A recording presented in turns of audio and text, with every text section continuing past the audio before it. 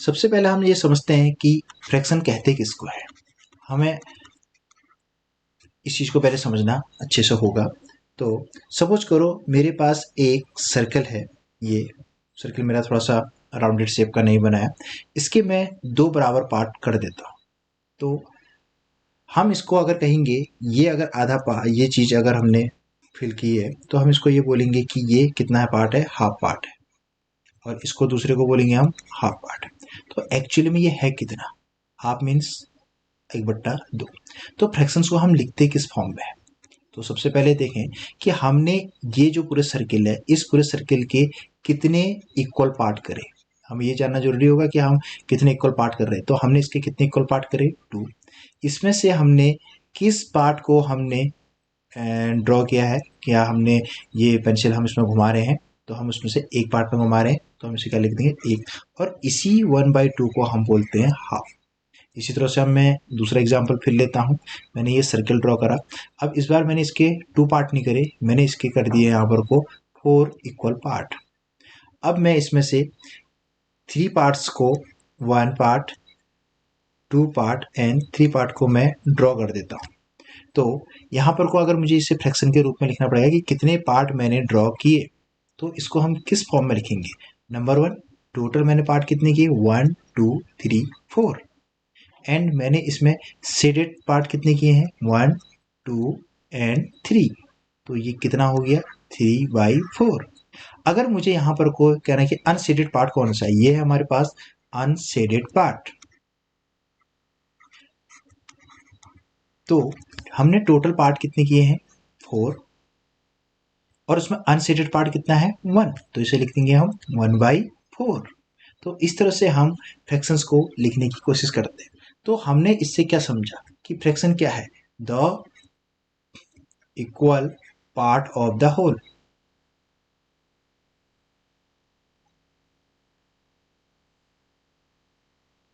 तो इसके लिए सबसे हमारी जो इम्पोर्टेंट चीज़ है कि वो होनी चाहिए, हमारे इक्वल पार्ट होने चाहिए। कि हम कोई भी चीज़ है उसके हमारे इक्वल पार्ट होने चाहिए, और कितने के होने चाहिए, पूरे के होने चाहिए। अगर मैं यहाँ पर को ये नया एग्जांपल फिर लेता हूँ, तो यहाँ पर को मैंने सपोज करो ये मेरे पास एक स्क्वायर है, इस स्क्वायर के मैंने 4 इक्वल पार्ट किए, 4 इक्वल पार्ट। इसमें से मैंने 1 2 पार्ट को मैंने सिलेक्ट कर दिया। तो अगर मुझे इसे फ्रैक्शन के फॉर्म में लिखना है, तो हमने टोटल पार्ट कितने किए, 1 2 3 एंड 4। एंड शेडेड पार्ट कितने हैं मेरे, 1 एंड 2। तो ये कितना हो गया, 2/4 या 2/4। इसी तरह से एक एग्जाम्पल अब मैं और लेता हूं। यहां पर को मैंने एक बनाया रेक्टेंगल, इसके मैंने ये पार्ट किए, लेकिन ये पार्ट इक्वल नहीं है। ये पार्ट और ये पार्ट इक्वल है, ये पार्ट और ये पार्ट इक्वल है, लेकिन ये इक्वल नहीं है, ये और ये इक्वल नहीं है। तो यहाँ पर को आप मैंने इसको अगर एक पार्ट में शेडेड कर रहा हूँ, तो अगर मुझे ये बोला जाए कि इसे मैं फ्रैक्शन के फॉर्म में लिखूं, तो मैं इसको फ्रैक्शन के फॉर्म में नहीं लिख सकता हूँ, क्योंकि यहाँ पर को इक्वल पार्ट नहीं है। तो फ्रैक्शन के लिए सबसे इम्पोर्टेंट चीज़ होना चाहिए कि जितने भी हम पार्ट करें वो सभी पार्ट हमारे इक्वल होने चाहिए। अगर पार्ट इक्वल नहीं होंगे तो हम कह नहीं सकते हैं कि ये इसे फ्रैक्शन में कितना है करके। अगर हमें इसे फ्रैक्शन में दिखाना होगा तो हमें इतने ही शेप के और पार्ट भी करने पड़ सकते हैं, तब जाकर हम इसको फ्रैक्शन के फॉर्म में लिख सकते हैं, अदरवाइज नहीं। हम यहाँ पे एक एग्जांपल और लेते हैं। सपोज करो मेरे पास 1 2 3 4 5 6 7 8 8 मेरे पास इक्वल बॉल्स हैं। इसमें से 1 2 3 बॉल्स मेरे पास ब्लैक हैं, एंड रिमेनिंग मेरे पास वाइट बॉल है।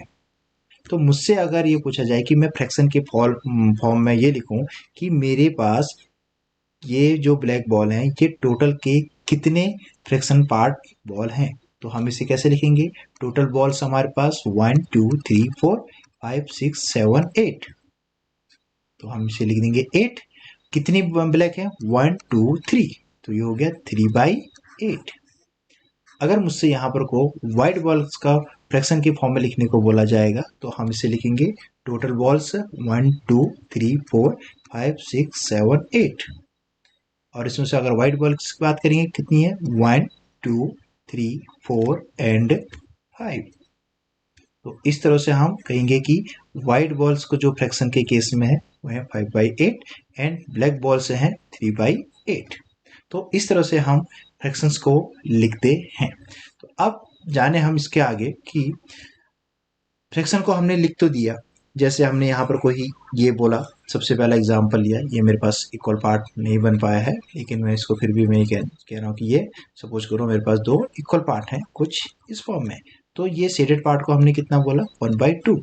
तो हमने जब इसको इस फॉर्म में लिखा तो जो ये लाइन दिख रही है इस लाइन को हम कहते हैं डिवाइड।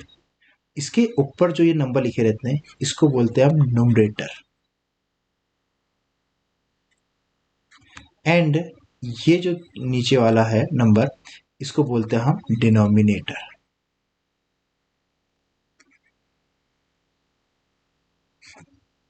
तो अगर हम इसकी एक दूसरी डेफिनेशन देखें तो fraction is the combination of numerator and denominator. की फ्रैक्शन को अगर हम लिखते हैं तो हम हमेशा न्यूमरेटर एंड डिनोमिनेटर के फॉर्म में लिख सकते हैं। अगर मैं यहाँ पे ये लिख दूं 3/8 तो इसमें हमारे पास न्यूमरेटर है 3 एंड डिनोमिनेटर है 8। अगर मैं इसी फॉर्म में एक और लिख लेता हूँ 5/7, इसमें 5 हमारे लिए है न्यूमरेटर एंड 7 है हमारे पास डिनोमिनेटर। तो इस तरह से हम फ्रैक्शंस को लिखते हैं न्यूमरेटर एंड डिनोमिनेटर के फॉर्म में। लेकिन मैक्सिमम केसेस पर हमारे पास न्यूमरेटर होता है, numerator is smaller than denominator. Maximum case में हम न्यूमरेटर को 3/8 मैंने एग्जांपल लिया तो यहाँ पर जो 3 है ये न्यूमरेटर और ये क्या है डिनोमिनेटर से छोटा है। तो मैक्सिमम केस में हमारे पास न्यूमरेटर डिनोमिनेटर से छोटा होता है। लेकिन कुछ केसेस में हम इसको अगर ये लिखें 8/3, अब इस पॉइंट पर हमारे पास ये न्यूमरेटर है एंड दूसरा हमारे पास डिनोमिनेटर है। लेकिन यहाँ पे हम देख रहे हैं कि न्यूमरेटर हमारे पास बड़ा है लेकिन डिनोमिनेटर हमारे पास छोटा है। तो हम ऐसे भी फ्रैक्शंस को लिख सकते हैं, लेकिन ऐसे फ्रैक्शंस को हम कुछ और कहते हैं। तो हम अपने अगले टॉपिक की तरफ बढ़ते हैं जो कि है types of fractions. Types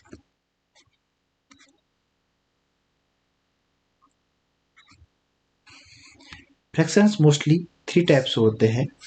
first types को हम बोलते हैं प्रॉपर फ्रैक्शन,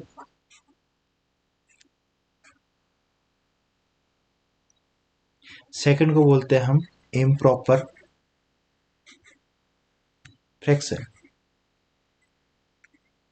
एंड थर्ड को हम बोलते हैं मिक्स्ड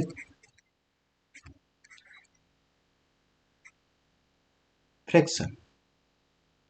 अब हम समझते हैं सबसे कि प्रॉपर फ्रैक्शन क्या है।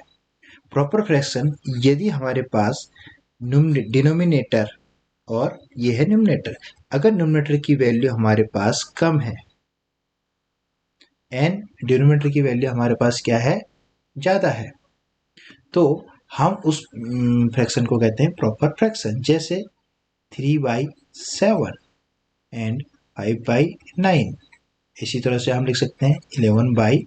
तो यहाँ पर हम देख रहे हैं ये हमारे पास डिनोमिनेटर है, ये हमारे पास डिनोमिनेटर न्यूमरेटर से बड़ा है। वैसे ही इधर ये हमारे पास 9 है, ये हमारे पास 5 है।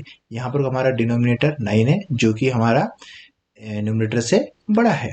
इसी तरह से ये 15 है जो कि डिनोमिनेटर है और ये न्यूमरेटर से बड़ा है। तो प्रॉपर फ्रैक्शन उसको कहेंगे जहाँ पर को डिनोमिनेटर बड़ा होगा न्यूमरेटर से। अगर ऐसे हमको फ्रैक्शन मिल रही है तो उसको हम प्रॉपर फ्रैक्शन कहेंगे। दूसरा हमारे पास है इम्प्रॉपर फ्रैक्शन। इम्प्रॉपर फ्रैक्शन किसे, अगर मैं यहाँ पर को लिख देता हूँ 5/3, इसी तरह से हमने लिख दिया 10/7 या हमने लिख दिया यहाँ पर को 16/8। तो यहाँ पर हम देख रहे हैं कि ये जो न्यूमरेटर है न्यूमिनेटर और ये डिनोमिनेटर, तो डिनोमिनेटर यहाँ पर को कम है, छोटा है, लेकिन न्यूमिनेटर क्या है यहाँ पे बड़ा है। यदि हमारा यहाँ पे देखें तो यहाँ पर भी हमारा न्यूमिनेटर बड़ा है और यहाँ पर डिनोमिनेटर छोटा है। सेम इसी तरह से यहाँ पे डिनोमिनेटर छोटा है, न्यूमिनेटर बड़ा है। यदि हमारा न्यूमिनेटर बड़ा है किससे, डिनोमिनेटर से, तो उसको हम बोलते हैं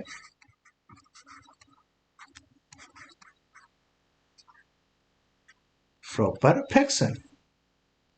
तीसरा हमारे पास आता है मिक्स्ड फ्रैक्शन।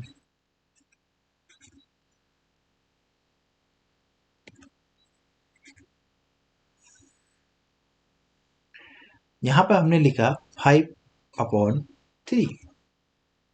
अगर मैं इसको इस फॉर्म में लिख दूं 1 मल्टीप्लाइड 2/3, तो इस फॉर्म को हम बोलते हैं मिक्स्ड फ्रैक्शन।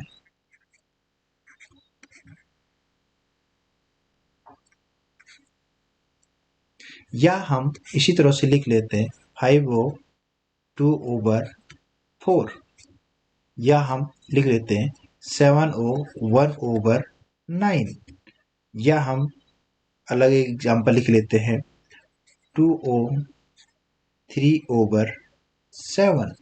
अगर हम इस तरह से एग्जाम्पल लिखते हैं तो ये एग्जाम्पल हैं सब मिक्स्ड फ्रैक्शन के। यहाँ पर को ध्यान देने की बात है, ये चीज हमारे पास फ्रैक्शन के फॉर्म में, लेकिन आगे हम एक नंबर लिख रहे हैं जो कि इस डिवीजन के बीचों बीच में लिख रहे हैं।